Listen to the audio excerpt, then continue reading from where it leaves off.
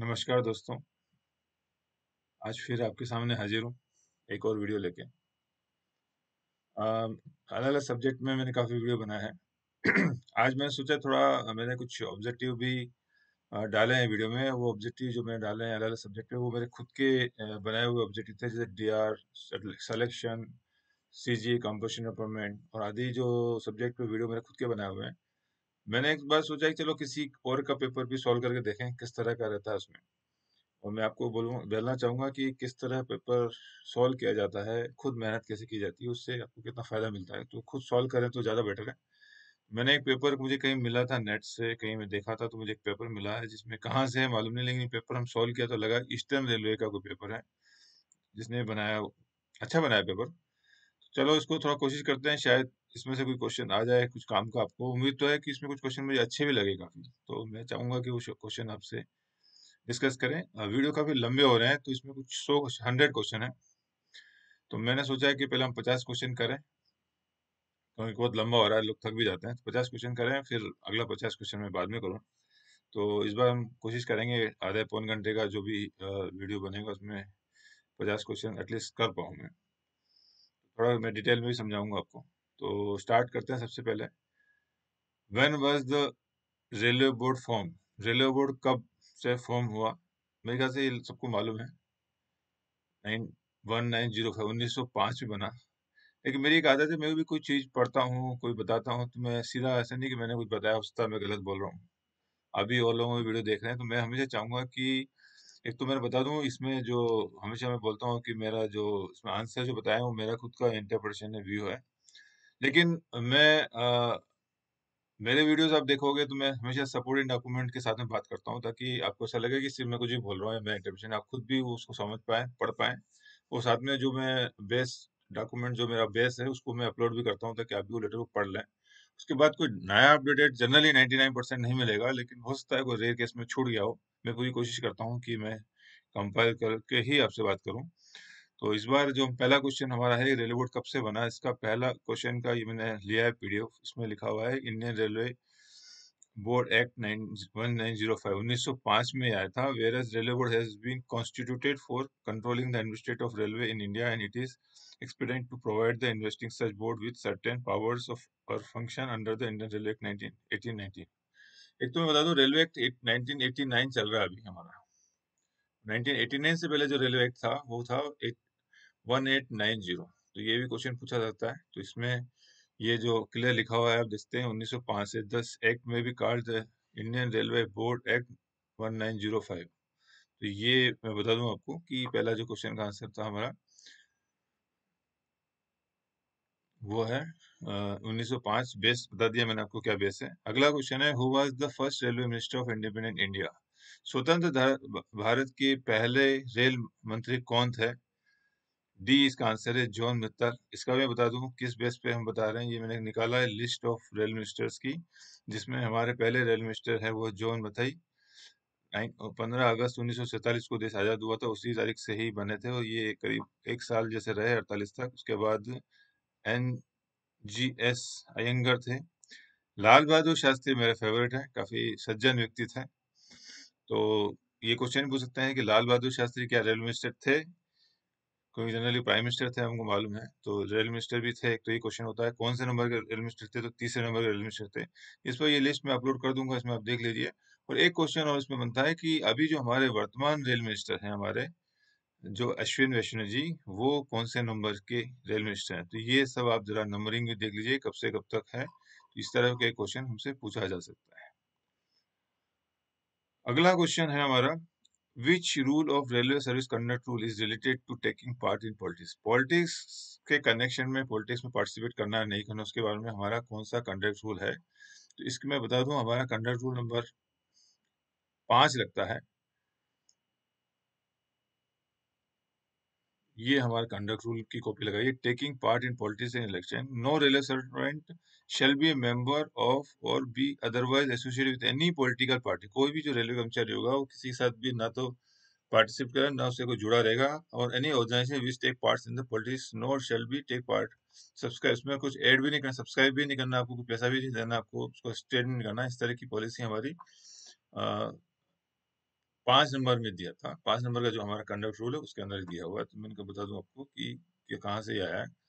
अब अगला क्वेश्चन है हमारा, the railway employment of the the employment of a railway servant is set to be. किसी कर्मचारी का क्या क्लासिफिकेशन रहेगा if he is employed in managerial और कॉन्फिडेंशियल कैपेसिटी। तो मैंने आपको एचओआर का जो मैंने लेक्चर लिया था उसमें मैंने बताया था कि कॉन्फिडेंशियल कैपेसिटी में जो काम करते हैं, जो या फिर मैनेजर में तो सुपरवाइजर हमारे हो गए, तो वो किस में काम करते हैं, मेरे ख्याल सबको सबको पता होगा, सिंपल क्वेश्चन है, वो एक्सक्लूडेड कैटेगरी में आते हैं।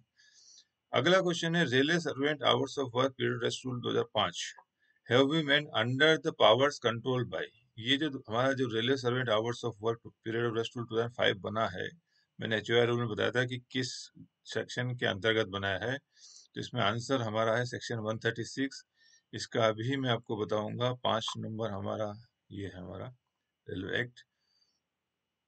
ये हमारा चैप्टर 14 में, अब रिपीट कर रहा हूँ, चैप्टर 14 में हमारा एचओआर आता है, और इसके अंदर पहले में डेफिनेशन है हमारी 132 सेक्शन में आवर्स ऑफ वर्क का लिमिटेशन बता रखा है, पीरियड रेस्ट रूल 133 में आता है, और ये 136 देखिए, power to make rules in respect of matters of chapter, rules बनाने की पावर दी है एचओआर के ऊपर रेलवे बोर्ड को, भारत सरकार ने, केंद्र सरकार ने। तो ये हमारा 136 जो है वो इसमें आंसर है 136।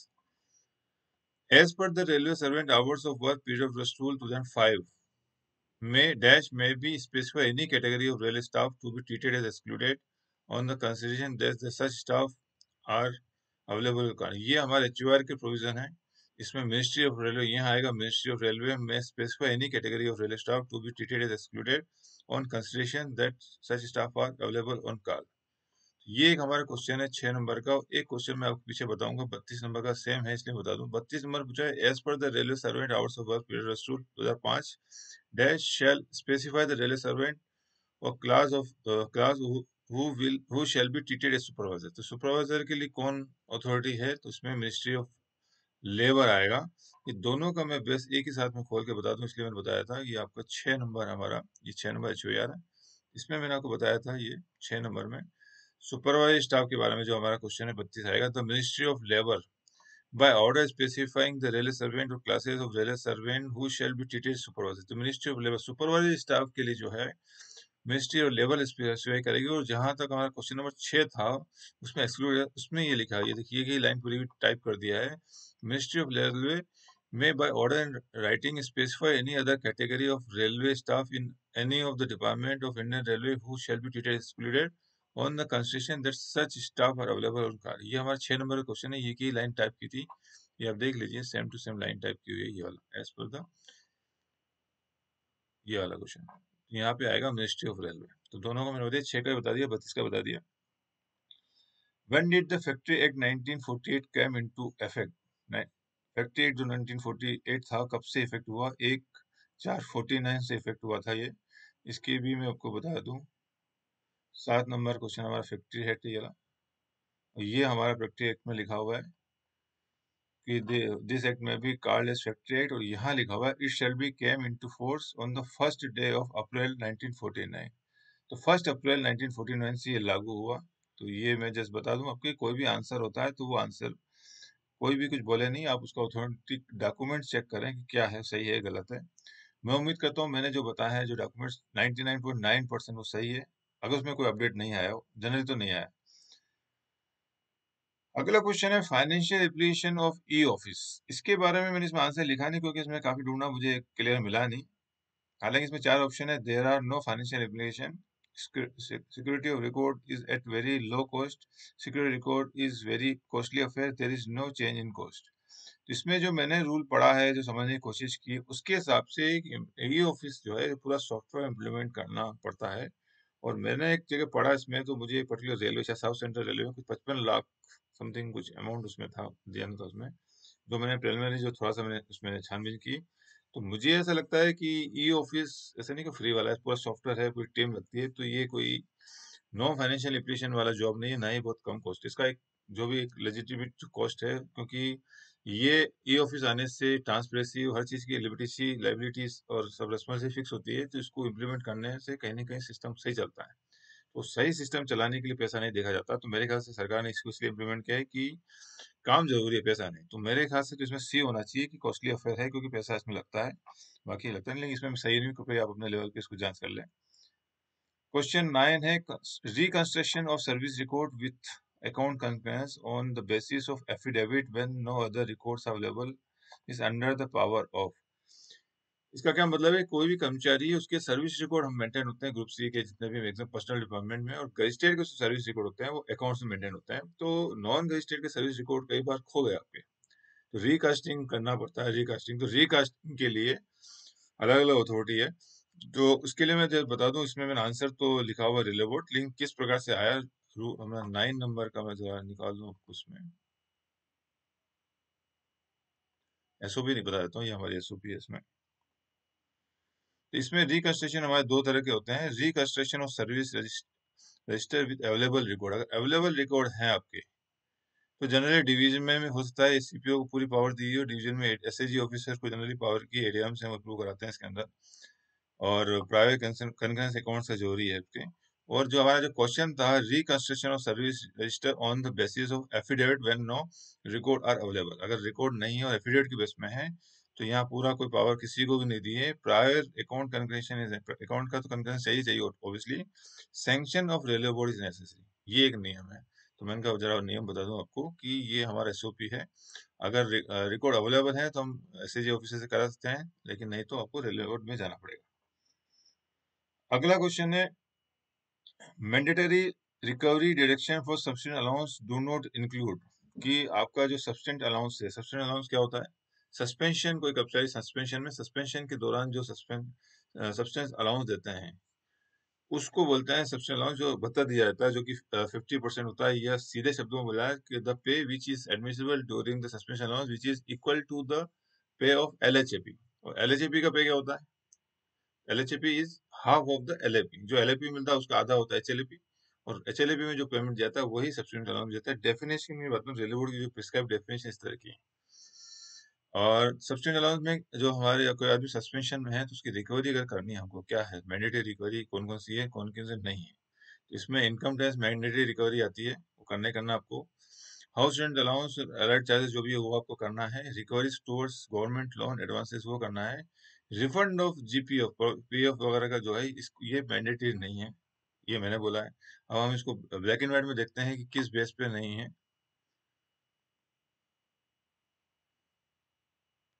ये हमारा सस्पेंशन का मैंने निकाला था, ये मास्टर सर्कुलर सस्पेंशन का। ये आप देखेंगे मास्टर सर्कुलर नंबर 64, पूरा सस्पेंशन की डिटेल में बताया गया है। कभी टाइम मिला तो मैं उस पर भी वीडियो बनाऊंगा। इसमें लिखा है the following deduction can be made from the substance allowance. Compulsory deduction कौन कौन से, जैसे मैंने बताया इनकम टैक्स है, हाउस रेंट अलाउंस, ये दो ऑप्शंस में था। और station debit, store debit, workshop debit, hospital right charges, doctor fee under contract system, recovery towards advances loan, ये तीन ऑप्शन उसमें दिए थे। चौथा ऑप्शन जो था, जो ऑप्शनल है, जिसमें लिखा है which may not be recovered except with the written consent होता, मतलब ये जो नीचे के आपके बी में है, ये आपको लिखित में उसका कंसेंट, उसकी सहमति लेनी पड़ेगी तभी आपको ले सकते हैं। तो कौन कौन से हैं, एलआईसी के premium, subscription of railway institute club, cooperative dues, refund of SBF PF loan, school fees. तो ये जो 4 नंबर का refund of SBF PF loan, यही हमारा उसमें था, जो मैंने बताया था उसमें। इसके अलावा जब बात निकली थी, बताते हैं provident direction which can not be mail address, ये करना ही नहीं है आपको ड्यूरिंग सस्पेंशन में। तो क्वेश्चन इसमें कुछ भी पूछ सकता है आपका, तो ये भी मैंने कहा चलो खोला है तो हम बता दें। सब्सक्रिप्शन टू जीपीएफ, पीएफ में पैसा जमा नहीं होगा आपका। Amount due to court attachment, attachment की वजह से कोर्ट अरेंजमेंट का कोई ऑर्डर आया हुआ और कर्मचारी जो है सस्पेंशन में है, तब वो अमाउंट आपको डिडक्ट नहीं करना आपको। Recovery of losses to government for which railway servant is responsible until the issue of formal order fixing the responsibility।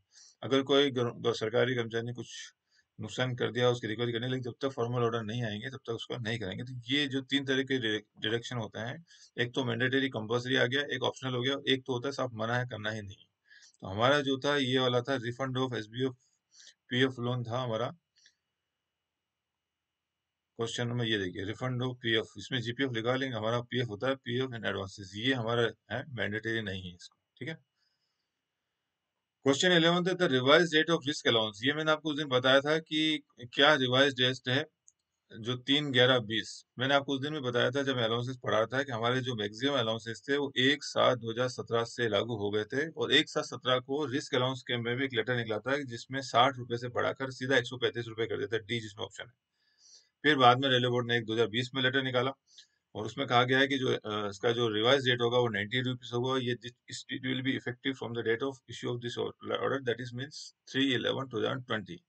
So the difference amount, that is rupees 75, is to be recovered from the employees entire amount from the date of issue of that letter। मतलब जो पहला letter था 1/7/17 से लेके up to 2/11/20 तक का जो amount था 75 रुपए एक्सेस, वो रिकवर करने को बोला था। और ये जो रिवाइज रेट था उन 90 रुपए ये लागू हुआ था 3/11/20। और मैंने उस दिन ये भी बोला था कि सिर्फ यही एक जो अलाउंस है जो 3/11/20 से है। तो इसमें इस तरह का क्वेश्चन भी बन सकता है कि आपको दे दे कोई भी allowances, risk allowance, transportation allowance, ये अलाउंस, वो अलाउंस, तो बताइए इसमें कौन सा अलाउंस है जो 1/7/2017 से लागू नहीं हुआ था। ऐसा भी घुमा के क्वेश्चन पूछा जा सकता है। तो आपको ये मालूम होना चाहिए कि रिस्क अलाउंस जो है लेट, मैक्सिमम अलाउंस जो है 1/7/17 से लागू हो गए थे। तो ये रिस्क अलाउंस जो है हमारा लेट चालू हुआ था 2020 में। जी, अगला क्वेश्चन है हमारा क्वेश्चन नंबर 12। जियो में consider trained ALP with 2 year service and certified dash kilometre of foot plate experience of the promotion to loco pilot good subject to condition. तो जियो के लिए इसमें कुछ कंसेशन दिया है, अगर कुछ हमारे को एलपी नहीं मिले प्रमोशन में तो उसके लिए कंडीशन क्या है। इसमें पूछा गया तो किलोमीटर कितना करना, 2 साल की सर्विस होगी हो तो किलोमीटर की कंडीशन है जिसके ऊपर रिलेक्शन करके प्रमोशन दिया जाता है। तो जनरली मेरे ख्याल से जो रेगुलर पढ़ रहे हैं उनको मालूम है 60,000 किलोमीटर करना, फिर भी हम उसका सर्कुलर पढ़ लेते हैं। ये हमारा क्वेश्चन नंबर 12 है। ये हमारा क्वेश्चन नंबर 12 जो निकला है 101/2008 है। इसमें लिखा promotion to non guest staff in loco running cadre post of goods driver reregistration loco pilot किया है। इसमें लिखा हुआ है the matter has accordingly been considered by board and it has been decided that in the eventually of non availability of centre, general manager में consider diesel electrical assistant re-designated as assistant loco pilot diesel electrical with 2 year service as diesel assistant electrical assistant and 60,000 kilometre experience on foot plate. ये एक circular निकाला था उसके base पे, तो यही question पूछा उन्होंने एग्जाम में। तो ये हमारा क्वेश्चन 60,000 आ गया।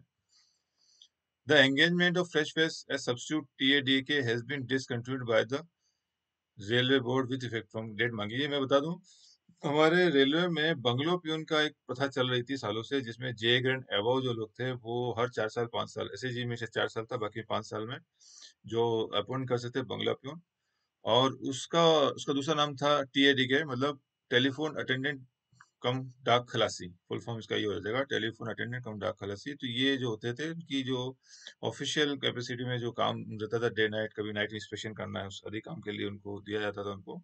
वो जो थी उसके तहत जो ऑफिसर थे वो किसी भी कर्मचारी, किसी भी बंदे को जो आउटसाइड होता था उसको अपॉइंट कर सकते थे ग्रुप डी में। तो पहले 3 साल वो एज ए सब्स्टिट्यूट रखते थे। उसमें वही पुराना रूल था कि 120 डेज जो होता है आपका काम करके बाद टीएस मिलेगा, उसके बाद उसको बंगला पियोन मिलेगा, फिर 3 साल की सर्विस के बाद हम किसी भी ग्रुप डी में उसको रेगुलर करेंगे। तो वो जो सिस्टम था रेलवे बोर्ड ने कब से बंद कर दिया। तो वो रेलवे बोर्ड ने, हालांकि अभी भी बंगला पियोन का प्रोविजन है हमारे पास, लेकिन अब ये बुलाया है सरकार ने 6/8/20 को जो लेटर निकाला है कि अब कोई कोई भी ग्रुप डी कर्मचारी जो आपके रेलवे में जो रेलवे वाला ग्रुप डी कर्मचारी वो उसकी जगह पोस्ट पर रहेगा, लेकिन फ्रेश हम बाहर से अपॉइंट नहीं कर सकते। तो ये स्कीम जो चल रही थी सालों से वो 6/8/2020 को बंद कर दी।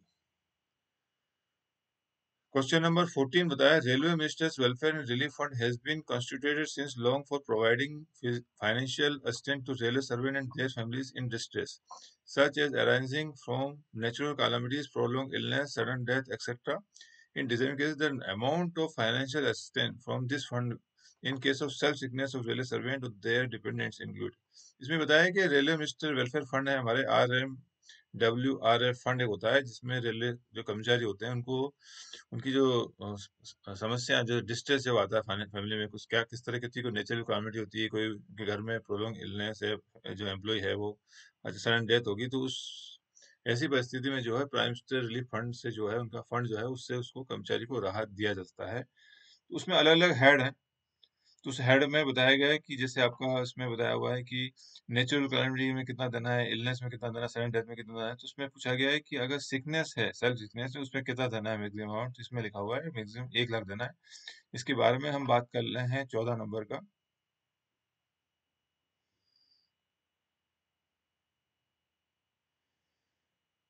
14 नंबर बात कर लेते हैं इसमें। ये हमारा लेटर है, 2020 का लेटर है। Financial assistance from railway minister welfare relief fund ये है। इसमें हमको बताया गया है कि ये पूरी कहानी इसमें लिखी हुई है, फंड में क्या क्या सोर्सेस होंगे, कहाँ कहाँ से ये आएंगे और उसको यूज कैसे करना है। Yardstick for grant of relief under railway, इसमें यार्डस्टिक बताई हुई है। प्रीमेच्योर डेथ है तो उसमें मैक्सिमम 1 लाख बताया हुआ है। इसमें दूसरी बातें कही गई है। रेलवे मैन मर्डर किल्ड अगर हो गया ऑन ड्यूटी में तो उसके लिए कुछ 3 लाख तक का है। सेल्फ सिकनेस, जो क्वेश्चन में जो पूछा था, self sickness of railway servant and their dependent, maximum 1 lakh रुपए। और employ affected by natural calamity, उसमें मैक्सिमम 25 लाख रुपए दिया जाता है एडमिनिस्ट्रेशन द्वारा। फिर victim of crime against women miscellaneous में amount to be decide by the managing committee. ये अलग अलग हेड है। उस हेड में क्वेश्चन जो हमसे पूछा था वो 3 नंबर का जो हमारा सीरियल नंबर है, सेल्फ सिकनेस में पूछा गया था वो। इसमें देख लीजिए, अब मैक्सिमम अमाउंट 1 लाख रुपए दिया हुआ है, तो हमारा इसमें मैक्सिमम 1 लाख रुपए इसमें आंसर आएगा। क्वेश्चन 15 है, what is the amount of ex gratia lump sum compensation to families of railway employees in case of death in the course of performance of duties attributed to act of violence by terrorist. Generally ये मेरे paper मुझे अच्छा लगा जिसने बनाया है, काफी अच्छा पेपर बनाया, क्योंकि इसमें कुछ क्वेश्चन ने हटके बनाए हैं। सीधे क्वेश्चन पूछे, तो मेरा मानना है कि जिसने अच्छी ढंग से तैयारी की, पूरे सब्जेक्ट को समझा है और सारे सर्कुलर को किया है, वो ही कर पाएगा।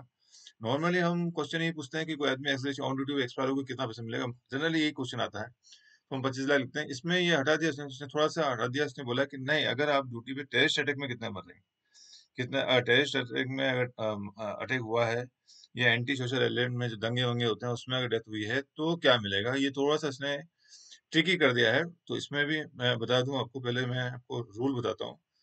15 नंबर चलते हैं इसमें। ये हमारा एक्सग्रेशिया का रूल है, रेलवे बोर्ड ने 2016 में निकाला। इसमें रेट रिवाइज की, पहले 10 लाख था, मैं बता दूं उससे पहले 5 लाख था, तो अभी ये कर दिया। तो इसमें बता दिए, death during occurring due to accident in the course of performance of duty. ये हम जनरली क्वेश्चन पूछते हैं, ये देखते हैं, यही जनरली डील करते हैं, मैं बता रहा हूँ रेलवे में। तो इसमें 25 लाख रुपए है। और ये भी कहा, हमारा जो क्वेश्चन था वो था कि death in case in the course of performance of duty attributed to act of violence by terrorist या एंटी सोशल। ये हमारा क्वेश्चन था। थोड़ा सा जो एग्जामिनर था, पेपर सेटर ना, उसने ये नहीं ये डाल के अच्छा किया। तो हमको ये चारों पांचों जो चीजें हैं इसमें हमको मालूम होना चाहिए किसमें क्या है। अमाउंट जनरली देखिए, 25 लाख, 25 लाख, 35 लाख, 35 लाख, 45 लाख, तो 3 रेट है अमाउंट के। तो कहाँ कौन सा आएगा जब हम एग्जाम की तैयारी करें, हमको आइडिया होना चाहिए। हमारा ये है बी नंबर का है। बाकी मैं नहीं बता रहा हूँ, टाइम की जो लिमिटेशन है उसकी वजह से आप उसको पढ़ लीजिएगा, मैं एनक्लोज कर दूंगा। अभी तो सिर्फ हमारा बी था टेस्ट का, इसमें 25 लाख रुपए है। यही हमको फिलहाल पढ़ना है हमारे को।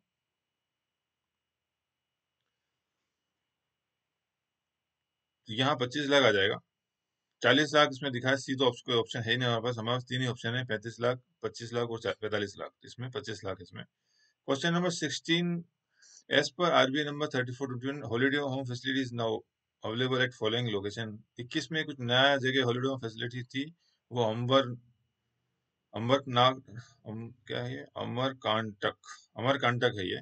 तो अमरकांटक में नया अवेलेबल हुआ, ये आप देख सकते हैं अगर नेट पे सर्च मारेंगे तो। मेरे पास है, लेकिन टाइम की लिमिटेशन की वजह से मैं इसको खोल के नहीं दिखा रहा हूँ आपको। 16 नंबर। 17 नंबर में हम देखेंगे, the railway board has recently announce the limit of reappropriation fund with the approval of GM to facilitate utilisation of unspent amount lying in SBI as per the local need in view of the exceptional need of fund to meet the requirement of all COVID related medical aid and treatment। तो ये Covid के मामले में कुछ exceptional railway board ने एक policy निकाली थी अप्रूवेशन करने के लिए।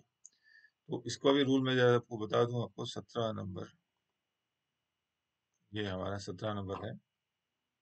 इसमें जो दिया था एसबीएफ में, ये अमाउंट मैं बता दूं आपको, ये limit of reappropriation from 25% to 100% as per existing norm.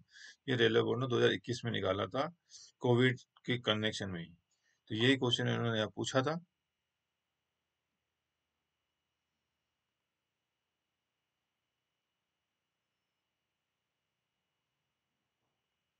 अब हम आगे आते हैं, ये हमारा 25 to 100% है, डी इसमें सही है। क्वेश्चन नंबर 18 है, the railway board has decided recently to extend the last date of filling self appraisal in APR model. इसमें जरा मैं बता दूं आपको, ये क्वेश्चन बहुत पुराना है, अभी कोई इतना जरूरत है नहीं। अभी ये 2020-21 का एक डेट था, तब उस वक्त जब लेटर निकाला तब ये कुछ 31 दिसंबर था। फिर बाद में ये रिसेंटली रेलवे बोर्ड ने निकाला लेटर जनवरी में, जिसमें 15 जनवरी डेट दी है सीआर भरने की, एपीआर की, 2020-21 और 21-22 में। ये जनरली रिलेवेंट है, पुराना है अभी, फिर भी पूछ लेगा एपीआर की लास्ट डेट क्या है। तो अभी जो करंट में जो हम क्वेश्चन देखें डील करेंगे तो उसमें 15 जनवरी है। 19वां है, one time lump sum rate as incentive for acquiring PG degree diploma of duration more than 1 year equivalent. ये वन टाइम जो लमसम एक्वायरिंग, हम जो रेलवे में काम करते करते कोई हम हायर क्वालिफिकेशन एक्वायर करते हैं, उसके लिए कुछ रेलवे में प्रोविजन है अमाउंट देने के लिए। तो उस पर हम जरा बात कर लेते हैं। 19 नंबर पे हम आते हैं। पहले मैं सोच रहा हूँ इसको मैं निकाल दूं। 17 नंबर हमने कर लिया है।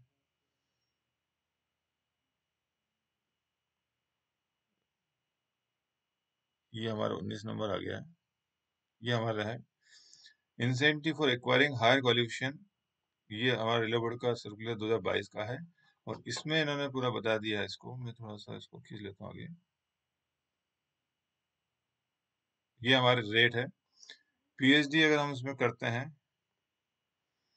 और इक्विवेलेंट, तो 30,000 रुपये। जो हमारा क्वेश्चन पूछा था वो था PG degree diploma duration for more than 1 year. तो मोर देन 1 ईयर है तो 25,000 है, और PG degree diploma less than 1 year है तो 20,000 है, और बाकी अलग अलग के लिए अलग अमाउंट है। जो हमारा क्वेश्चन था वो नंबर 2 पे आता है 25,000। तो ये हमारा इसमें आंसर हो जाएगा 25,000 रुपये, बी आंसर से हो जाएगा। Right of disability with right of person with disability act 1916 कब से आया है डिसेबिलिटी का? इसका आंसर हमारा है, आप नेट पे देख लेंगे तो 16 अप्रैल 2017 से ये लागू है। ये क्वेश्चन भी इतना जरूरी है नहीं, फिर भी बता देता हूँ। As per RB number 25/21 the periodical transfer order of staff working on sensitive post be pen till. 2021 में आरबी नंबर 25/21 में निकला था पॉलिसी, जिसमें जो पेंट करने को बोला था। उस वक्त मेरा पेपर 2021 के आसपास का ही था, 25 जब निकला तब ये 30 जून तक एक्सटेंड किया था। लेकिन ये अच्छा क्वेश्चन लगा कि अभी भी ये क्वेश्चन पूछा सकता है कि जो पेरियोडिकल ट्रांसफर हमारे बीच में कुछ टाइम के लिए पेंड हुए तो लास्ट तक कब तक निकला था। तो मैं बता दूं, आरबी 25/21 के बाद एक आरबी 40/21 एक निकला था।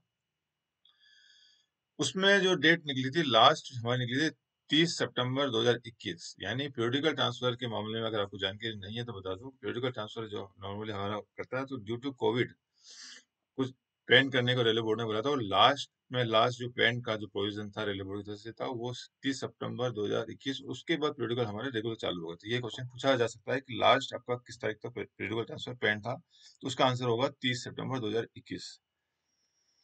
क्वेश्चन नंबर 22 है, the railway board have decided recently to extend the engagement of retire. ये मेरे ख्याल से इसमें मैं क्वेश्चन में इसको छोड़ रहा हूँ कि पैरामेडिकल स्टाफ को री एंगेजमेंट का भी कोविड में प्रोविजन दिया था, वो बार बार एक्सटेंड करता जा रहा था। वो इसमें जो डेट है 31 दिसंबर, तो ये अभी इतना रिलेवेंट नहीं है पैरामेडिकल स्टाफ का। तो जहां तक मेरी जानकारी है 30 जून 2022 तक एक्सटेंड हुआ था, उसके बाद नहीं हुआ। तो अभी लेटेस्ट पोजीशन मुझे आइडिया नहीं है, आप जरा देख लीजिएगा। इसको अभी करने से इतना मतलब है नहीं, क्योंकि अभी ये कोविड से रिलेटेड क्वेश्चन था। अगला क्वेश्चन 23 है, ये भी लोकल पॉलिसी है जनरली बोर्ड, ये शायद आना नहीं चाहिए एग्जाम में। इसमें क्वेश्चन ये पूछा था कि एज पर extend policy in ER eastern railway for appointment of ward of ex-railway employees in ministerial cadre on compulsory hours। तो सीजीए के अंदर अगर क्लरिकल कैडर मिनिस्ट्रियल में आना है तो क्या पॉलिसी है? ये ईस्टर्न रेलवे का क्वेश्चन है, तो ये मुझे भी नहीं मालूम क्या है। मैं वेस्टर्न का बता सकता हूँ कि वेस्टर्न में हमारे भी पॉलिसी है। तो वेस्टर्न की जो लोकल पॉलिसी है उसमें सिर्फ ये कहा गया है ग्रेजुएट होना चाहिए कर्मचारी, सॉरी कैंडिडेट। अगर ग्रेजुएट है मिनिमम, इसमें ए और बी में मिनिमम 45% 50%। हमारे वेस्टर्न रेलवे की पॉलिसी में कोई परसेंटेज मिनिमम नहीं बताया गया है, ग्रेजुएट बोला है। साथ में एमएस ऑफिस कुछ एडिशनल क्वालिफिकेशन बताया, और साथ में ये भी कहा है कि जो कमेटी होगी उसमें SSG grade officer, 5 SSG grade officer होंगे, वो उसको सुटेबिलिटी करेंगे। तो वो हमारी ये वेस्टर्न रेलवे की पॉलिसी है। इसमें आगे चलते हैं हम। Under rail Kaushal Vikas Yojana each zonal railway will impart entry level skill training to dash aspirant during the next 3 years। ये कुछ रेल कुशल कौशल विकास योजना रेलवे बोर्ड ने लगाई चालू की थी। इसके बारे में भी हम जरा पॉलिसी हम जरा देख लें।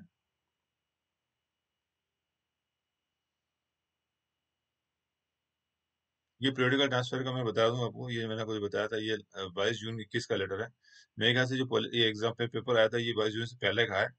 इसमें ये देख लीजिए, अब 30 सितंबर हमारा आया था, तो 30 सितंबर तक लास्ट है। यही मेरे ख्याल से पॉलिसी अगर पूछा जाए कि पीरियोडिकल जो ट्रांसफर जो पेंड थे अप टू किस डेट तक पेंड थे, तो ये 30 सितंबर 2021 तक का पेंड था। और ये मैंने जो अगला क्वेश्चन बताया था पैरामेडिकल जो स्टाफ था उसके लिए भी जो लास्ट हमारी लिमिट थी, सॉरी 30 जून नहीं, 30 सितंबर 2021 तक मेरे ख्याल से पैरामेडिकल स्टाफ को एंगेज करने का आया था। इसके बाद का मुझे कोई लेटर नहीं मिला। तो मेरे ख्याल से अगर ये क्वेश्चन गलती से पूछ लें आपसे कि पैरामेडिकल स्टाफ कब तक जो है एंगेज किए गए थे, मैं जरा इसको बड़ा करता हूँ। तो ये हमारा लास्ट जो मेरी जानकारी है वो 30/9/21 तक कोविड के कनेक्शन में बताया था। ये मेरी जानकारी है, बाकी एक्सटेंशन मिले या आप जरा चेक कर लीजिएगा। ये रेल जो हमारा क्वेश्चन अभी चल रहा है, skill development of youth under प्रधानमंत्री कौशल विकास योजना, इसके तरह जो हमारा क्वेश्चन था उसमें बताया जाए कि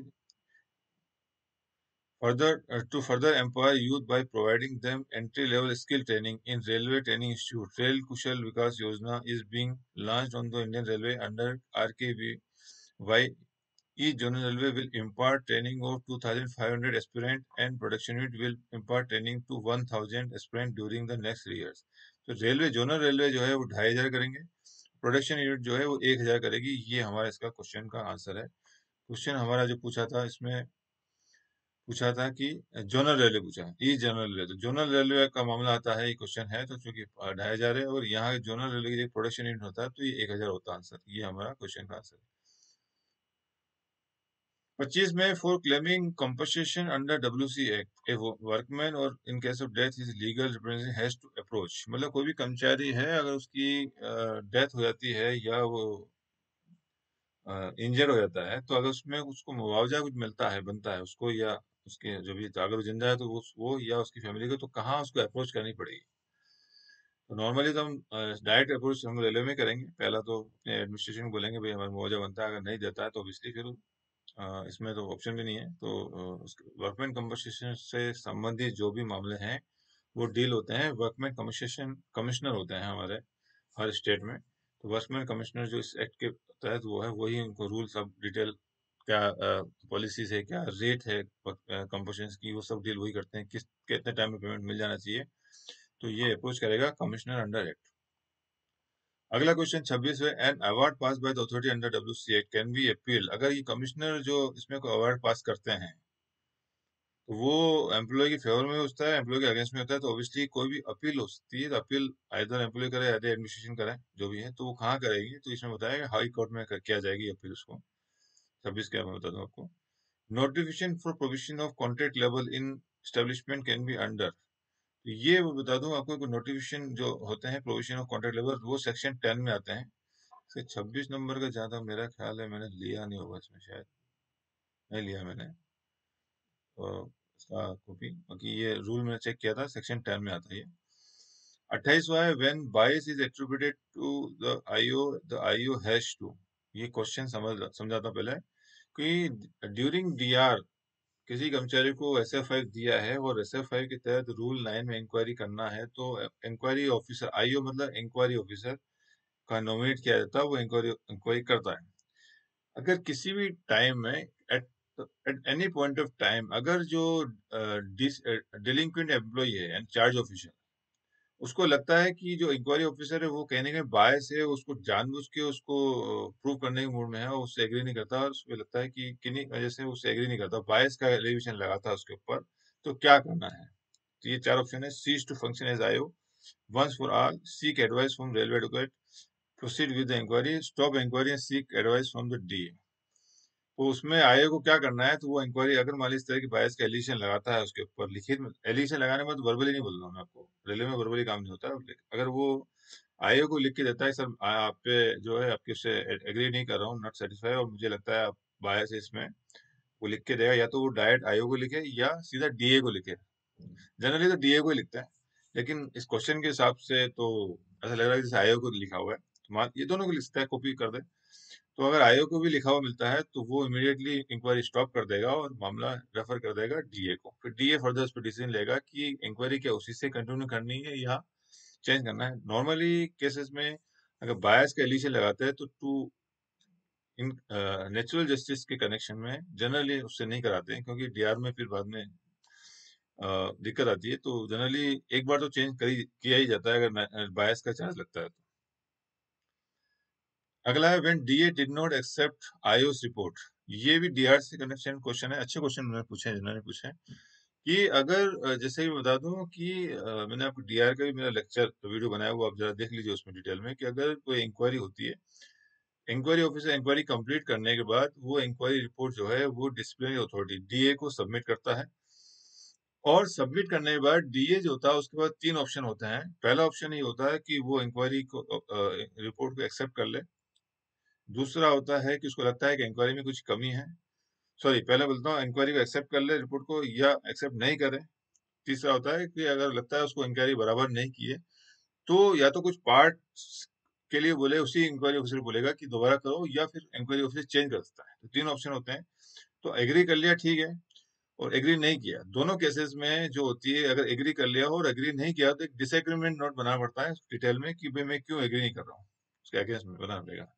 तो दोनों मामले में ये जो एग्रीमेंट, अगर सिंपल रिपोर्ट हो, अगर नहीं है, एग्री नहीं किया, तो डिसएग्रीमेंट के साथ में इंक्वायरी ऑफिसर रिपोर्ट, दोनों के दोनों जो डॉक्यूमेंट्स होते हैं वो चार्ज ऑफिशियल को जाते हैं। और जाने के बाद फिर उससे और टाइम 10 दिन का उसको टाइम दिया जाता है कि भाई आप अपना इसमें फाइनल डिफेंस क्या सबमिट करना चाहते हो। तो ये डीआर का नियम है कि जैसे इंक्वायरी ऑफिसर रिपोर्ट सबमिट करता है, वो रिपोर्ट डीए जो होता है वो, और डीए उसकी रिपोर्ट से एग्री करता है, तो वो रिपोर्ट जो है चार्ज ऑफिसर को दी जाती है। और अगर एग्री नहीं करता तो रिपोर्ट प्लस उसके साथ डिसएग्रीमेंट नोट, दोनों चार्ज ऑफिशियल दिए जाते हैं। वो चार्ज ऑफिशियल को बोला जाता है कि आप जो है फाइनल डिफेंस दीजिए। तो इसमें वही क्वेश्चन पूछा है कि when DA did not accept the IAS report, अगर एग्री नहीं कर रहा है डीए, तो he has to record his reason for such disagreement and send a copy to his disagreement to charge official for his implementation. After recording reason, he can impose penalty. DA can straightway impose penalty. Reason are not necessary to be recorded. None of this. इसमें जैसे पहला number वो है कि वो अपना record reason, जो reason record करेगा डिसएग्रीमेंट वाला, और वो उसकी कॉपी जो चार्ज ऑफिसर हो जाएगा, साथ में इंक्वायरी ऑफिसर की रिपोर्ट भी जाएगी। तो इसमें ए सही हो जाएगा। Who is the company authority to make rules under railway servant discipline and appeal rules? ये तो आपको सबको मालूम होगा कि डीआर के अंदर रूल बनाने की जो पावर है वो प्रेसिडेंट को है। कोई भी डीआर में चेंजेस होंगे तो प्रेसिडेंट की मर्जी के बिना चेंज नहीं हो सकते। Whether revision review of cases already finalised before retirement of the railway employees can be initiated after his retirement with a view to impose a cut in pensionary benefit. इसमें कहा गया है कि वेदर रिवीजन रिव्यू के already finalised before retirement, यानी कोई rail कर्मचारी है उसके रिटायरमेंट से पहले ही रिवीजन रिव्यू फाइनल हो चुका है, तो हम दोबारा इशू इनिशिएट कर सकते। इनिशिएट कैसे करोगे, एक बार फाइनल हो जाए तो जैसा कि मैंने आपको डीआर बताया कि अगर कोई भी है, एक बार सो मोटो रिवीजन इस तरह के मामले जो होते हैं उसमें जो फाइनल हो गया उसको बाद में हम नहीं कर सकते हैं। इसका मैं पॉलिसी में आपको बताता हूँ। 31 जो हमारा है, ये हमारा एक मैंने उस दिन जब डीआर का लेक्चर लिया था, हाँ, वीडियो बनाया था, उसमें मैंने आपको 98/96 आरबी बताया था। इसमें भी लिखा हुआ 98/96। उस वक्त ये बताया था कि उन्होंने मिनिस्ट्री को भेजा हुआ है, फिर बाद में उसका जवाब आ गया था 2000 में, 5/2000। उसमें लिखा हुआ है कि revision oblique review cases already finalised before retirement of the employee can not initiated after his retirement with view to cut in pension, to impose a cut in pensionary benefit.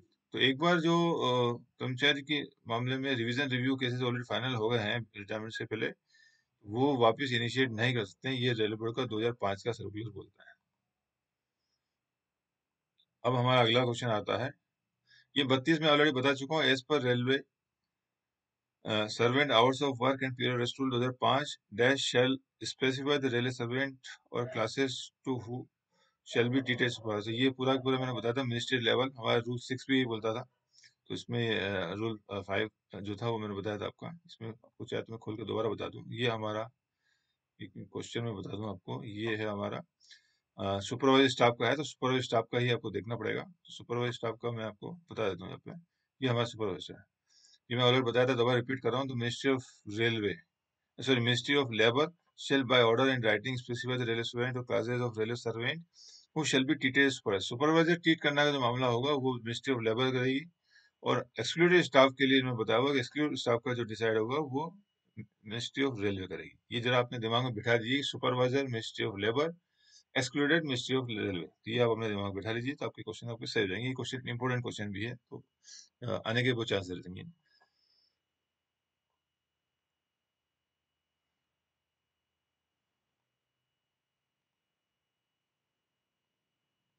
अब अगला क्वेश्चन है, the separation convention of railway budget was adopted in the year. हमारा जो budget है वो मर्ज हो गया था 2021-22 में हो गया था, लेकिन सेपरेशन कन्वेंशन कब पास हुआ है? पुराना रूल है 2021, 2000, 1921, 1923, 1924। इसमें सही आंसर है 1924। इसके बारे में भी जानकारी मैं आपको थोड़ा दे दूं। यहाँ पास हुआ था कन्वेंशन वाला, ये हमारा है। तो railway finance were separated from general finance in the year in India in 1924 by a resolution adopted in September 24. The Central Legislative Assembly approved what is commonly known as Separation Convention, providing for definite annual contribution from the railway to general revenues, which was to be first change in the net receipt of railways. तो ये जो है हमारा separation convention जो है ये 2024 में जो है पास हुआ था। ये हमारा क्वेश्चन हमारा हो गया है बजट वाला 33। अब अगला क्वेश्चन है, railway budget for grant were presented in the parliament as. तो रेलवे जो डिमांड ऑफ ग्रांट्स आपको मालूम होगी, हमें 16 डिमांड एंड ग्रांट्स होती है, तो ये पार्लियामेंट प्रेजेंट करते हैं एज ए किस बुक से करते हैं? Blue book, white book, yellow book and none of this. किस बुक से करते हैं? इसमें ब्लू बुक है, थोड़ा इसमें भी हम जाएंगे क्या बुक्स होती है।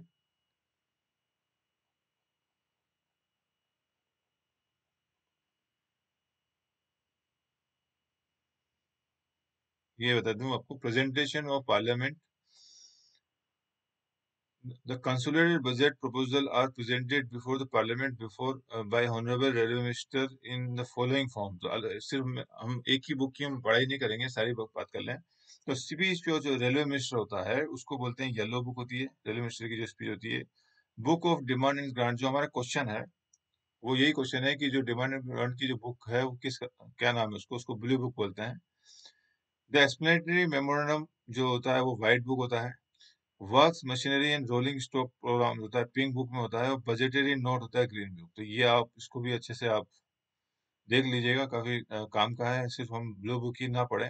ये सभी बुक मैं इसको अपने डिस्क्रिप्शन में लगा दूंगा, तो इसको भी अपना नोट डाउन कर लें कि ये टोटल 5 तरह की बुक होती है जो पार्लियामेंट में जाती है। ये क्वेश्चन भी मुझे अच्छा लगा, इसलिए मैंने कहा थोड़ा आपको डिटेल में बता दूं इसको।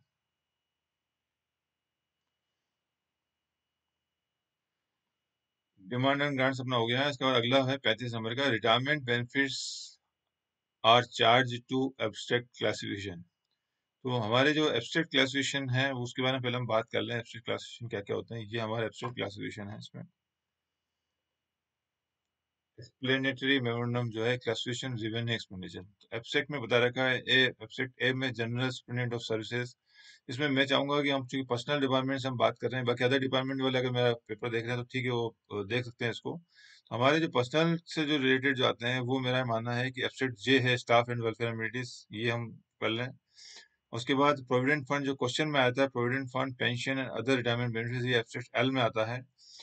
उसके बाद हमारा government contribution for defined contributory pension scheme, मतलब एनपीएस का जो फंड है वो एब्स्ट्रैक्ट ओ में आता है। तो जहां तक मेरी जानकारी है, हमारा जो as far as personnel department concern, तीन जो पर्सनल से रिलेटेड है। बाकी जो एब्स्ट्रैक्ट अदर डिपार्टमेंट वाले हैं वो अपने हिसाब से देख ले। अगर अगर बाकी जो लोग अगर देख रहे हैं मेरे दूसरे डिपार्टमेंट के लोग भी ये वीडियो, तो बाकी का आप चेक कर लें, मैं इसको अपलोड कर दूंगा एब्स्ट्रैक्ट में। लेकिन हमारे जो क्वेश्चन था वो एब्स्ट्रैक्ट एल है इसमें आंसर। बाकी जो है एनपीएस में एब्स्ट्रैक्ट ओ में जाता है, और स्टाफ वेलफेयर एक्टिविटीज जो है हमारी एक्टिविटीज वो एब्स्ट्रैक्ट जे में है। इसका आंसर जो हमारा होगा ए हो जाएगा, एल हो जाएगा इसमें।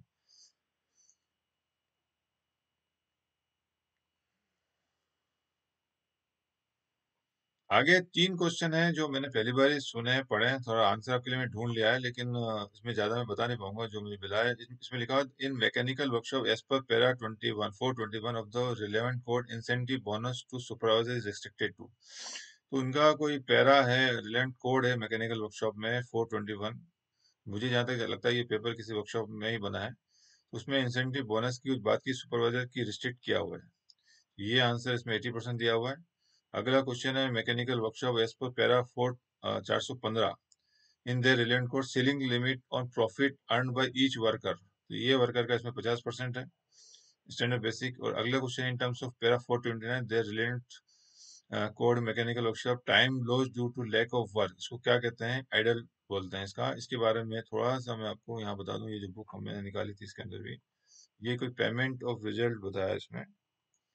पेमेंट बाय रिजल्ट इंसेंटिव, तो हमारे 3 जो उसमें थे, हमारा 400 सबसे पहले हमारा जो आया था 415 आया था।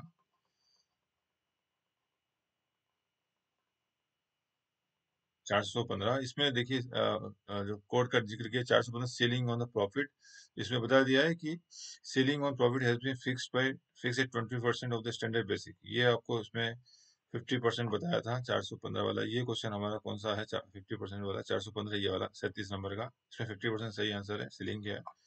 उसके बाद इसमें अगला जो है हमारा 421 है, incentive bonus to essential indirect workers और सुपरवाइजर। तो सुपरवाइजर का इसमें बताया ये कि supervisor up to level of chargeman, which Mistreats and chargemen, an essential indirect workman pursuing the incentive bonus subject to their earning being restricted to 80% बताया था। इसमें जो आंसर हो जाएगा हमारा 421 वाला क्वेश्चन जो पेपर ये वाला 30 में, तो ये 80% है इसमें। और इसमें जो सुपरवाइजर का 80% है, और अगर इसमें मिस्त्रीज हैं तो मिस्त्रीज के लिए इसमें 100% बोला हुआ है। अब तो सुपरवाइजर है, उनसे लोअर लेवल में 100% है ये 421 में।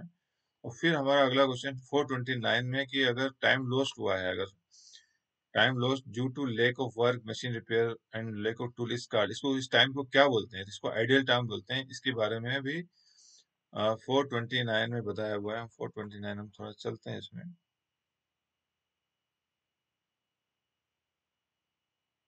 ये इसमें आइडियल टाइम की ही डेफिनेशन दे दी है, किस तरह के टाइम को आइडियल टाइम कहते हैं। ये आप पढ़ लीजिए, मैं एनक्लोज कर दूंगा आपको। ये 3 मैकेनिकल वर्कशॉप से कनेक्शन में थे। अब हमारा क्वेश्चन आता है, parliamentary control is exercise through question with usual minimum notice of 10 days, these are called dash questions. इसमें कहा गया है कि पार्लियामेंट में जो क्वेश्चंस पूछे जाते हैं जिसमें 10 दिन का टाइम दिया जाता है, उसको क्या कहा जाता है? तो मैंने सोचा थोड़ा पार्लियामेंट्री क्वेश्चन में जो क्वेश्चन पूछे जाते हैं वो उसमें 3 बातें लिखी है। ये शॉर्ट नोटिस, अनस्टार और स्टार क्वेश्चन, ये क्या होता है इसके हम समझ लेते हैं पहले। स्टार क्वेश्चन इसमें जो है हमारा, इसमें लिया था उसमें parliamentary question, various type of question in parliament, ये मैंने निकाला है इसमें। स्टार क्वेश्चन होते हैं, star question are those which are oral question is expected. इसमें ओरल क्वेश्चन मतलब मौखिक रूप से क्वेश्चन पूछे जाते हैं। The member is allowed to ask after the replies obtain from the minister concern, answer to such question may be followed by supplementary question by member. इसमें orally question पूछे जाते हैं, और अगर ओरली क्वेश्चन में फिर जवाब भी ऑब्वियसली ओरली देना है, और ओरली जवाब देने पर सामने वाला दोबारा एक सब्सिक्वेंट क्वेश्चन या सप्लीमेंट क्वेश्चन पूछ सकता है। और इसको कहते हैं, this question are printed in green colour में प्रिंट होता है ये, and mark as asterisk sign आता है इसमें, इस तरह का एस्ट्रिक होता है। In order to distinguish for other question से इसको अलग दिखाने के लिए एस्ट्रिक लगाते हैं, और ये ग्रीन कलर में होता है। इसको बोलते हैं स्टार क्वेश्चन, मौखिक तौर पे जो होते हैं। अनस्टार, उसमें जो ऑप्शन था अनस्टार बोलो या नॉन स्टार क्वेश्चन होते हैं, are those which written reply is expected. आपने पार्लियामेंट में जो क्वेश्चन मौखिक तौर से जवाब दे सकते हैं, पूछे जाते हैं, तो ये स्टार क्वेश्चन होंगे जिनके जवाब लिखित में दिए जाते हैं, उसको बोलते हैं अनस्टार क्वेश्चन। इसकी डेफिनेशन में पढ़ देता हूँ, are those which written reply is expected after the reply has been provided, no supplementary question can be asked. मतलब अनस्टार क्वेश्चन में जवाब चूंकि लिखित में दिया जाता है, तो ऑब्वियसली तुरंत लिखित में देना पॉसिबल ही नहीं था, तो वहां सप्लीमेंट्री क्वेश्चन जो भी जवाब उसको मिला है सामने वाली पार्टी को, उसको उसी से एग्री करना पड़ेगा, उसको सप्लीमेंट्री क्वेश्चन नहीं पूछ सकता है। This question are printed in white colour, ये व्हाइट कलर में प्रिंट होते हैं, और इसमें लिखा हुआ है not more than 230 question can be listed for a day in Lok Sabha. तो एक दिन में 230 क्वेश्चन ज्यादा लिस्टेड नहीं हो सकते हैं। तीसरा ऑप्शन हमारा था शॉर्ट नोटिस क्वेश्चन। ये क्या होता है? Are short notice question are those which are asked on matter of urgent public importance. Urgent जो है पब्लिक इंपोर्टेंस के जो क्वेश्चंस होते हैं उनको बोलते हैं शॉर्ट नोटिस। उसमें जो क्वेश्चन पूछा जाता है इनके ऊपर स्टार आंसर क्वेश्चन, ये मिनिमम 10 दिन का मार्जिन टाइम देना पड़ता है, मिनिमम 10 दिन का। ये शॉर्ट नोट क्वेश्चन क्वेश्चन होते हैं जो लेस देन 10 डेज के लिए भी में पूछे जाते हैं। This question can be answered orally या सप्लीमेंट्री क्वेश्चन भी, ये ओरली जवाब दिए जा सकते हैं इसमें। और ये क्वेश्चन होते हैं जिनको जो मिनिमम 10 दिन का टाइम देना होता है, वो किसी अर्जेंट इशू की वजह से नहीं दे सकते हैं, तो उनको बोलते हैं शॉर्ट क्वेश्चन। और एक और होता है question to private members are those which are marked to members who are not ministers. मतलब नॉर्मली ऐसे क्वेश्चन जो मिनिस्टर नहीं है, कोई भी पे है जो मेंबर्स हैं, वो अगर क्वेश्चन पूछते हैं तो उसको बोलते हैं क्वेश्चन टू प्राइवेट मेंबर्स। और ये जो प्रिंट होते हैं, मैं बता दूं आपको, शॉर्ट नोटिस क्वेश्चन प्रिंट होते हैं पिंक कलर में, और जो क्वेश्चन टू प्राइवेट मेंबर्स जो होते हैं वो प्रिंटेड होते हैं येलो कलर में। इसका मैंने हिंदी में भी निकाला हुआ है, ये हिंदी भी जो चाहे पढ़ें तो इस तरह के क्वेश्चन आपको पूरे हिंदी में भी, जो हिंदी भाषी लोग हैं मैंने उनके लिए हिंदी में भी इसको बना दिया है। तो ये हमारा जो होता है पार्लियामेंट में किस तरह के क्वेश्चन होते हैं, मैंने आपको शायद समझ में आ गया होगा कि स्टार क्वेश्चन मौखिक तौर पे दिए जाते हैं, अनस्टार होते हैं, लिखित में जवाब दिए जाते हैं, शॉर्ट टाइम जो क्वेश्चन होते हैं, शॉर्ट नोटिस जो होती है, वो अगर 10 दिन का जो मिनिमम टाइम देना होता है, वो अर्जेंट पब्लिक से रिलेटेड मामला होता है तो अर्जेंट वाले जो क्वेश्चन होते हैं उसको शॉर्ट नोटिस बोलते हैं। तो इसका आंसर जो हो जाएगा, जनरली तो इसका आंसर, सॉरी मैंने बी गलत लगा दिया है। इसका जो आंसर हो जाएगा डी हो जाएगा। इसको आप जरा डी कर लीजिए। मैं जरा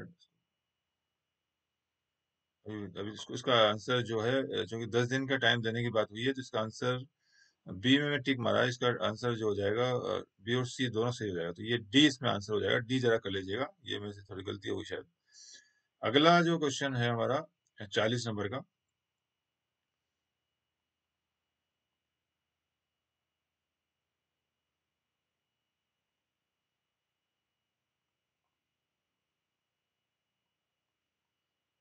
ये इसका सही आंसर हो जाएगा।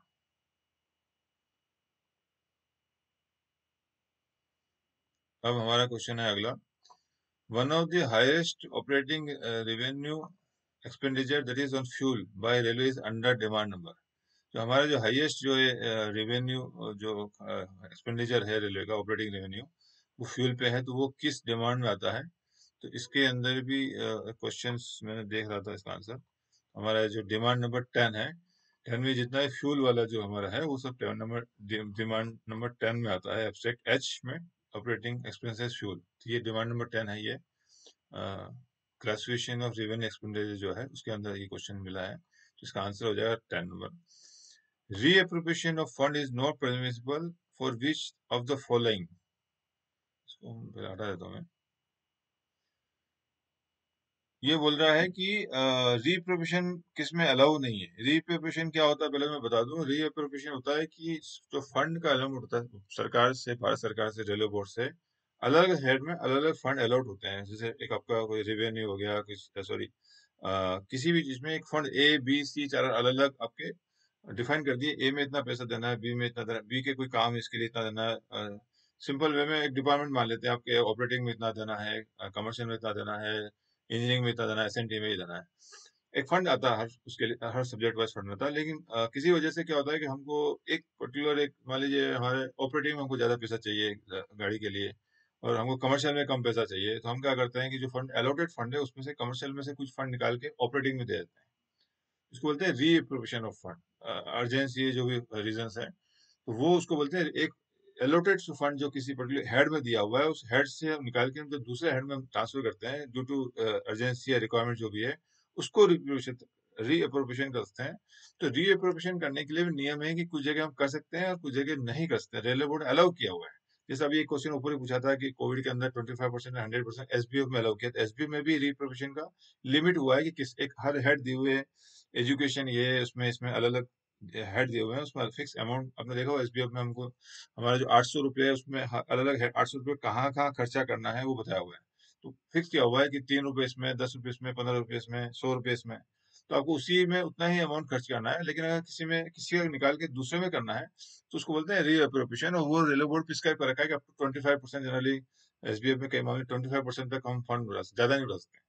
तो यहाँ पर और कुछ में रीअप्रोप्रिएशन अलाउ नहीं है। तो इसमें ही क्वेश्चन पूछा हुआ है कि reappropriation of fund is not permissible for which of the following between voted and charge expenditure in respect of demand between capital revenue neither A और बी और ए बी। इसमें भी जो सर्कुलर में पढ़ रहा था, ये तो रिजर्व बोर्ड का ये सर्कुलर है हमारा 2015 का, डेलीगेशन ऑफ पावर रीअप्रोप्रिएशन। तो रीअप्रोप्रिएशन का रेलेवेंट पूरा एक लेटर निकाला हुआ है कि इसमें कहाँ का रीअप्रोप्रिएशन कर सकते हैं। तो reappropriation are not substituted to goods good budget में, इसमें क्या है, जनरली रीअप्रोप्रिएशन के लिए मना किया हुआ है। पीएससी जो पार्लियामेंट्री कमेटी है वो भी अलाउ नहीं करती है। इनका कहना है मतलब है, जब हमने एक नियम बना के कुछ सोच समझ के एक बनाया कि इसमें फंड अलाउड किए हैं तो रीअप्रोप्रिएशन की जरूरत क्या है, तो वो जनरली थोड़ा नेगेटिव बात की। लेकिन इसमें जो रजिस्ट्रेशन में जो बताया हुआ है कि reappropriation can not be done against the outlay during the currency of, ये हमारा नहीं है, B2 है हमारा। Reappropriation are not permissible between one grant and another voted and charge letter, ये हमारा रेलवे बोर्ड का 2015 का लेटर बोलता है, और हमारा एक एक ग्रांट ऑफ डिमांड से दूसरे में नहीं कर सकते, और वोटेड और चार्ज में नहीं कर सकते। यही हमारा क्वेश्चन है। यहाँ एक ग्रांट से दूसरे ग्रांट नहीं लिखा हुआ, यहाँ इन respect of demand between capital and renew लिखा हुआ है। वहां हमारे एक डिमांड से दूसरी डिमांड लिखा हुआ है, तो मतलब ये दोनों ही हमारे इसमें सही हो जाएंगे, हमारे को अलाउ नहीं है, तो इसका आंसर हो जाएगा both A and B. Which of the following are types of budget? तो ये आपको मालूम होगा, अगर बजट का आपने थोड़ा पढ़ा हुआ है, तो ये परफॉर्मेंस बेस्ड बजट होता है, जीरो बेस्ड बजट होता है, इंटीग्रेटेड बजट होता है। कहीं मौका मिला तो मैं आपको बताऊंगा क्या क्या बजट होते हैं। इसमें ऑल ऑफ दिस आएगा। Question number 43, the restriction of officiating pay under FR 35 in the context of 7 CPC is not exceeding 12.5% subject to maximum rupees per month as per RBI 127/19। 43 FR 35 की बात करता है। FR 35 है क्या?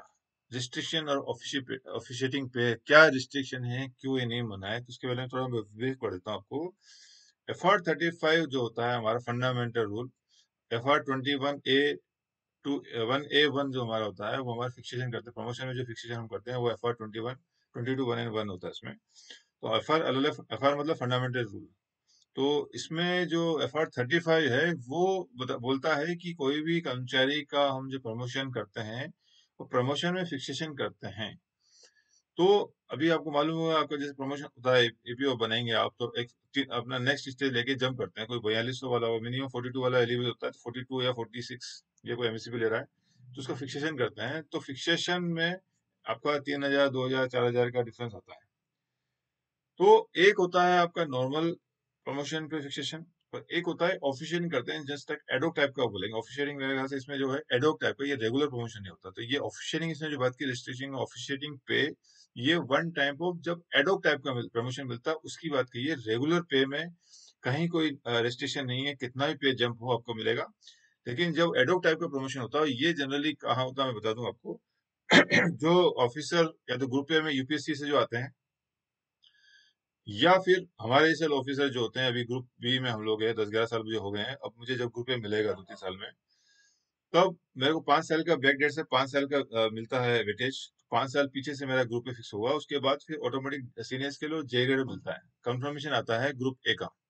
तो confirmation जब आता है तो सॉरी, आईआरपीएस का वो निकलेगा आपका रेलवे बोर्ड से, वो डेट आता है, फिर कंफर्मेशन आने में टाइम लगता है। इस बीच जो है हमको जो है एडोक बेसिस पे जे ग्रेड मिलता है, और ये चीज आपकी ग्रुप ए जो यूपीएससी करके आते हैं उनको भी जनरली 2 2 साल में डीपीओ फिर सीडीओ भी बन जाते हैं। तो ग्रुप ए का कंफर्मेशन बाद में आता है। मीन टाइम को जे ग्रेड में प्रमोशन जो है वो ऑफिशिएटिंग अरेंजमेंट दिया जाता है, चाहे ग्रुप ए ऑफिसर हो या ग्रुप बी। हम लोगों को भी जब आईआरपीएस मिलेगा तो हमको भी ऑफिशिएटिंग दिया जाएगा, वो रेगुलर नहीं होगा। रेगुलर का थोड़ा सा आने में 1 2 साल लग जाता है।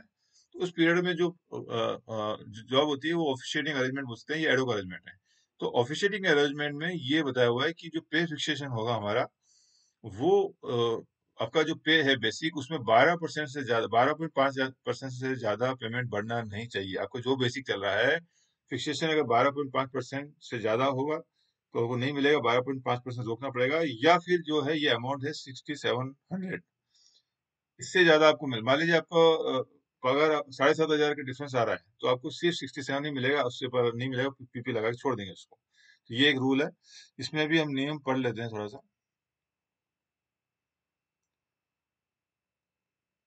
ये है अपना नया रूल है 127/29, adoption of instruction issued by DOPT regarding restriction of officiative pay under FR 35। ये वही चीज बताइए, रिस्ट्रिक्शन पे अंडर एफआर। तो इसमें कोई भी जो ऑफिशिएटिंग करता है, रिस्ट्रिक्शन ऑफिशिएटिंग पे, तो इसमें ये लिखा है the pay under FR 35 shall be restricted in a manner so that the increase in the basic pay of the post held by government servant prior to officiating appointment shall not exceed 12.5% subject to maximum 6700 per month. Any increase in excess of 12.5% of the basic pay with further ceiling of 6700 per month shall be treated as substantially increase for the purpose of FR 35, जो कि गलत होगा। तो ये बोला है किसी का भी जो ऑफिशियलिंग हम प्रमोशन में फिक्सेशन करेंगे, तो the pay should not be exceed more than 12.5% और 6700। इसमें ऐसा नहीं कि विच एवर हायर हायर नहीं है आपका। नॉर्मल केस में 12.5% अगर कम आता है, मान लीजिए 12.5% आपका 5,000 आ रहा है, 4,000 आ रहा है, तो वहीं आप रुक जाओगे। लेकिन किसी का 12.5% अगर 7,000 यानी 6,700 से ज्यादा आता है, 6,800 आ रहा है, 68 आ रहा है, या 7,000 आ रहा है, 8,000 आ रहा है, 10,000 आ रहा है, तो आपको मैक्सिमम 6,700।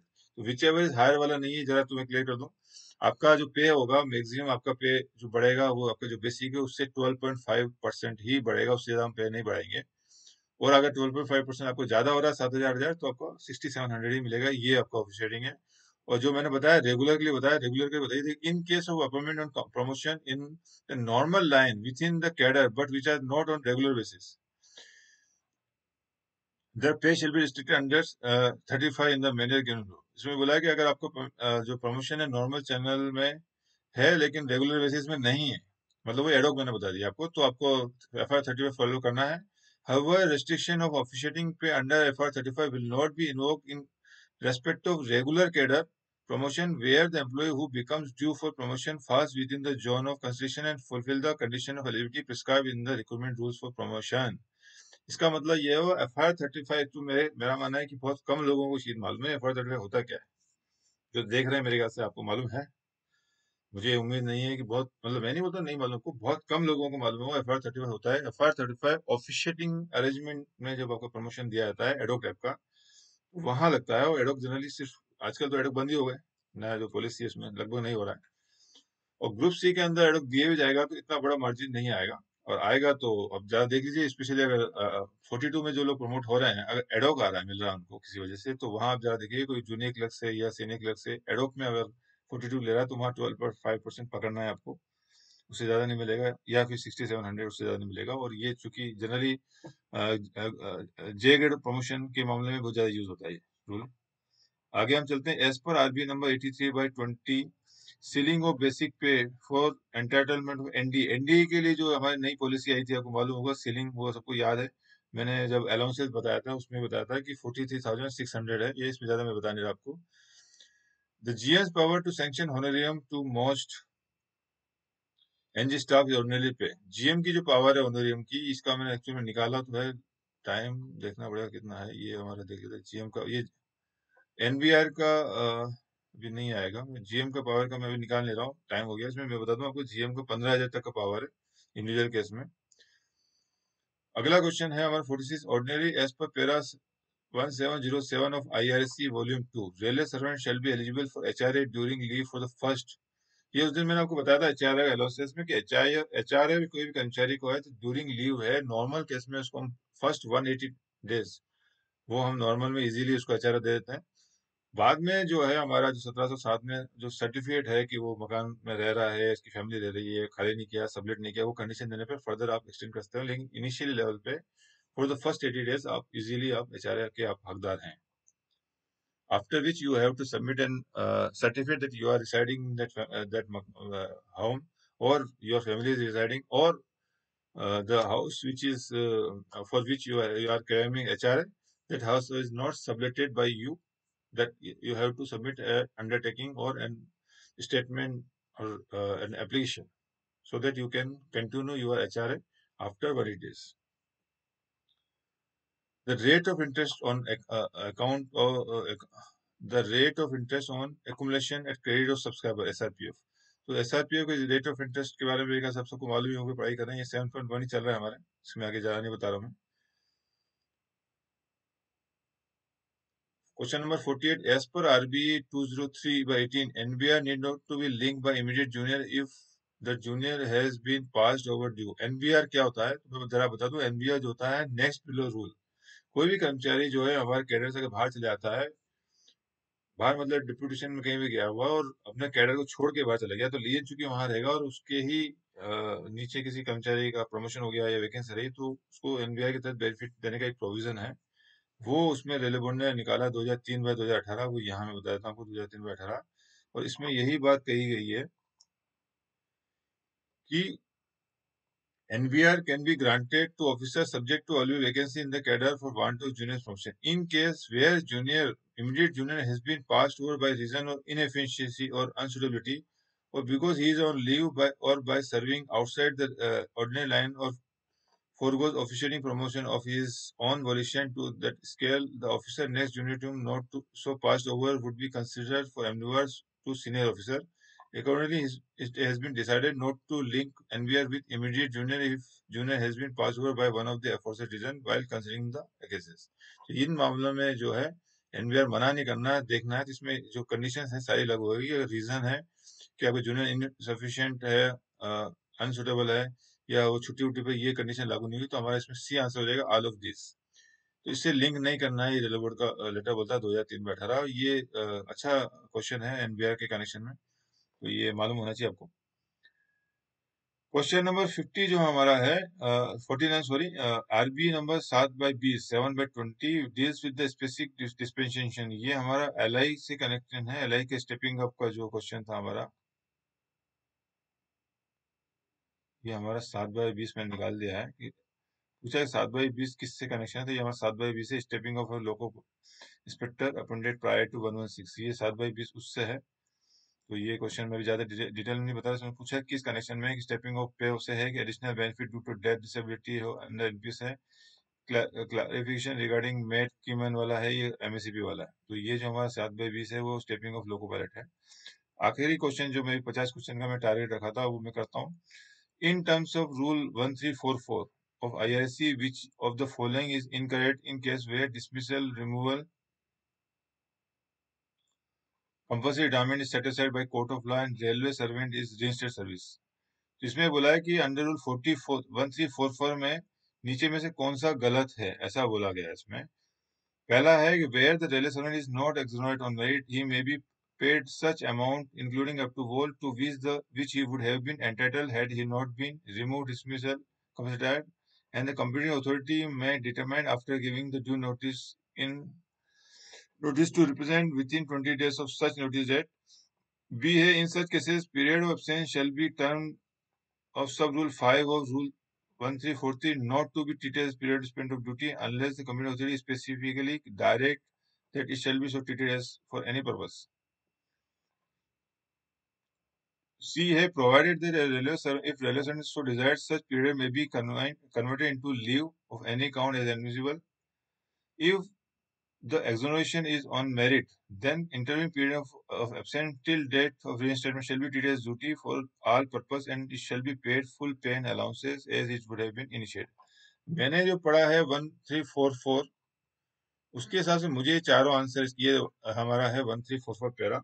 इसमें यही कहा गया है कि अगर वो देखिए मैं बता दूं आपको कि कोई भी कर्मचारी जो है कोर्ट में गया हुआ है और वहां अगर वो बता दूं आपको एक्सोनेट हो गया है, मतलब छूट गया है वो, कोर्ट में कईयों को शायद नहीं मालूम है, तो कोर्ट में जो छूटते हैं दो तरह से छूटते हैं, एक तो बेनिफिट ऑफ डाउट भी छूटते हैं। कोर्ट का जो सिस्टम मैं बता दूं, हमारा सिस्टम डीआर का सिस्टम और कोर्ट का सिस्टम में थोड़ा अंतर होता है। हमारे डीआर में कोई कर्मचारी के ऊपर जो चार्जेस लगते हैं लीगल, फॉर एग्जांपल हमको किसी को हमने एलिगेशन लगा दिया कि ये चोर है, तो हमारे जो डॉक्यूमेंट और सपोर्ट डॉक्यूमेंट विटनेस की वजह से अगर ये लगता है कि ये शायद चोर है, मतलब 100% नहीं, अगर हमको लगता है 10% भी या लग रहा है डॉक्यूमेंट से प्रूफ तो नहीं हो रहा लेकिन लग रहा है कि शायद चोर है, जो डॉक्यूमेंट से विटनेस बोल रहे हैं शायद चोर है, तो हम उसको सजा देते हैं। कोर्ट का वर्किंग थोड़ा अलग होता है। उनके यहाँ जैसे हमने फिल्मों में देखा होगा कि 100 गुनाहगार छूट जाए लेकिन एक बेगुनाह को सजा नहीं मिलनी चाहिए, वो फंडे में चलते हैं। तो वहां जब तक वो 100% इंश्योर नहीं होते कि यही चोर है तब तक उसको सजा नहीं मिलेगी। अगर लगता है कि नहीं यार डाउट है शायद चोर नहीं है ये, तो उसको छोड़ देते हैं। तो वहां आपको 100% प्रूव करना पड़ता है, यहाँ आप थोड़ा सा भी रेलवे में प्रूव करोगे तो आपको सजा मिल जाती है। तो इसलिए कई केसेस में ऐसा होगा कि आप चूंकि वो 100% छोड़ तो देते हैं लेकिन कोर्ट को ये लगता है कि ये चोर है, लेकिन जो डॉक्यूमेंट्स जो विटनेस है उससे ये 100% प्रूफ नहीं हो रहा है कि चोर है।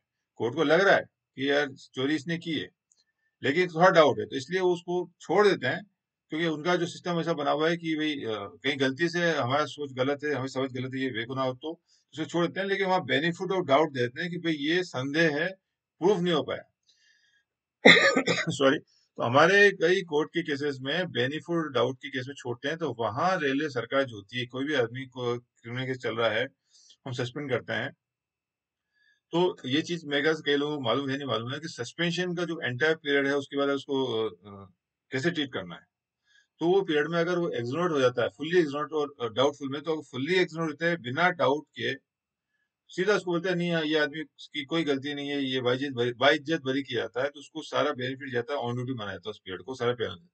लेकिन अगर बेनिफिट और डाउट में अगर किसी कर्मचारी को छोड़ा जाता है तो वहां उसको पीरियड को ऑन ड्यूटी नहीं माना जाता है, यही बताया गया इस केस में। उसमें भी कंप्यूटर तो डिसाइड करती है इसको क्या ट्रीट करना है, समथिंग समथिंग, ये सब बातें आ रही है। तो ये जो मैंने इसमें पॉइंट्स जो देखे थे, लगभग मुझे सारे सही लगे थे ये, तो कि यही जो बताया था, is not exonerate on merit, अगर उसको फुल्ली एक्सोनेट नहीं किया तो he will paid such amount which would have been initiate entitled, he had it not been dismiss as the computer team में डिटरमाइन। यहाँ अगर वो एक्सोनेट फुल्ली नहीं हुआ है, बेनिफिट डाउट पे हुआ, तो फिर कंप्यूटर डिसाइड करेगी क्या करना है। और ऐसे मामले में जो उसकी पीरियड एब्सेंस है उसको ड्यूटी नहीं माना जाएगा, एग्जॉट नहीं होता, और छुट्टी वो है जो मांगेगा मिल जाएगा। और ऑन मेड जो डी है, ऑन मेड होता है तो उसको पीरियड को ऑन ड्यूटी माना जाता है। तो ये मुझे चारों सही लग रहे हैं। तो या तो मेरे को क्वेश्चन समझने में गलती हुई है, लेकिन मुझे लग रहा है चारों सही है, तो ठीक है, कई बार ऐसा होता है। तो ये मेरा जो मैं बोलना था चाह रहा था बोल रहा। तो मैंने एक नया सब्जेक्ट लिया है।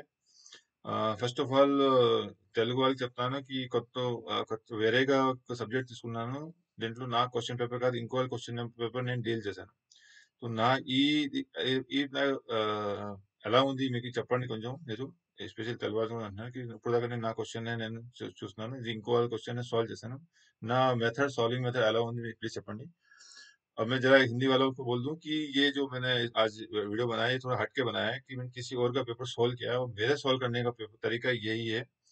और मैं एक आध क्वेश्चन में बताऊंगा, और मैं आगे जो मैंने सॉल्व किए हैं, एक क्वेश्चन का आंसर ढूंढने में मुझे कम से कम 30 से 45 मिनट लगे। वो मैं कल बताऊंगा जब मैं इसका वीडियो बनाऊंगा। वो 45 मिनट इसलिए लगे हैं, क्योंकि वो रूल मुझे मालूम था। उसमें एक ऑप्शन, नॉर्मली आप ऑप्शन देखेंगे तो आपको लगेगा नहीं गलत है, लेकिन मुझे उसका रूल मालूम था, मैंने कहीं 12-15 साल पहले पढ़ा था। उसको ढूंढना मेरे को, लास्ट में मिल भी गया मेरे को, वो मैं नेक्स्ट वीडियो में बताऊंगा। तो एक एक आंसर को आप खुद ढूंढें, ऐसा मेरा सजेशन है। तो ढूंढने से आपको चार चीजें सीखने को मिलती है, जैसे मैंने बताया, आपने एब्स्ट्रैक्ट एक ढूंढा तो आपने चार और देख लिए। डिमांड एंड ग्रांट्स को कौन सा कलर होता है, तो आपने एक कलर देखा ब्लू, सामने वाला तो बता देगा ब्लू, अब रट लो उसको, लेकिन अब खुद पढ़ोगे तो हाँ, चार कलर और पढ़ लोगे।